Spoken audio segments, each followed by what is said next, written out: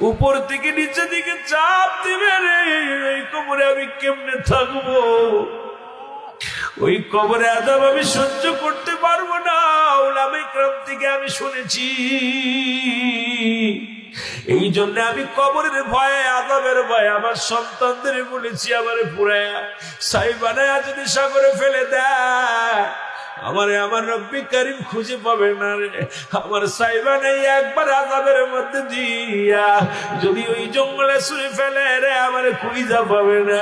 আমার আল্লাহ ডাক দিয়ে কয়, ফেরেশতারা রে, আমারও বান্দাদের আমি মাফ করে দিলাম।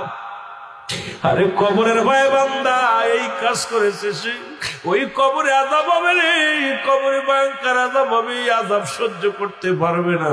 এই ভয়ে আমার বান্দা এই না কাজ করেছে, আমি আল্লাহ রাব্বুল আমিন এইটা আমি কবুল করে নিলাম, তারে আমি মাফ করে দিলাম।